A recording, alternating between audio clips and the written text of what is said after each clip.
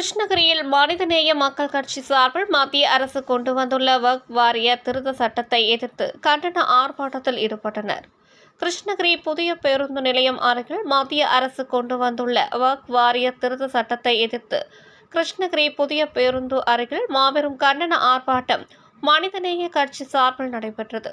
ஒட்டுமொத்த இஸ்லாமியர்களை ஒடுக்கும் விதமாக கொண்டு வந்துள்ள வக்ஃப் வாரிய திருத்த சட்டத்தினை மத்திய அரசு உடனடியாக கைவிட வேண்டும் என வலியுறுத்தி நடத்தப்பட்ட இந்த கண்டன ஆர்ப்பாட்டத்திற்கு மனிதநேய மக்கள் கட்சி மாவட்ட செயலாளர் வாகித் பாஷா தலைமை வகித்தார்.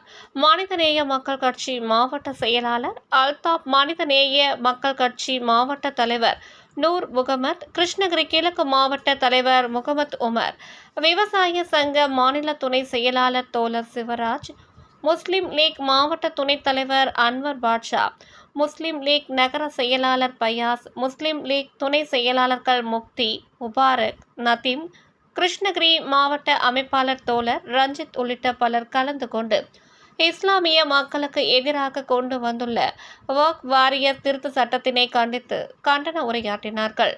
மேலும் இந்த கண்டன ஆர்ப்பாட்டத்தின் போது மத்திய அரசு கொண்டு வந்துள்ள வக்ஃப் வாரிய திருத்த சட்டத்தின் மூலம் ஒட்டுமொத்த இஸ்லாமியர்களை அடக்கி ஒடுக்கி விடலாம் என்று பகல் கனவு காண வேண்டாம், எங்களது நிலத்தினை மத்திய அரசு அபகரிக்க வேண்டாம் என்ற நோக்கோடு புதியதாக வக்ஃப் வாரிய சட்டத்தினை கொண்டு வந்துள்ளதை ஒருபோதும் இஸ்லாம் மார்க்கம் அனுமதிக்காது.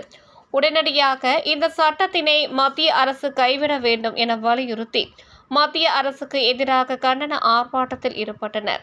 மத்திய அரசின் போக்கினை கண்டித்து நடத்தப்பட்ட இந்த கண்டன ஆர்ப்பாட்டத்தில் மனிதநேய கட்சியை சேர்ந்தவர் மற்றும் அனைத்து பள்ளிவாசல் தலைவர்கள் மற்றும் நிர்வாகிகள் மட்டுமின்றி தமிழக முஸ்லிம் முன்னேற்ற கழகம் மற்றும் மனிதநேய மக்கள் கட்சியை சேர்ந்த நிர்வாகிகள் கலந்து கொண்டனர்.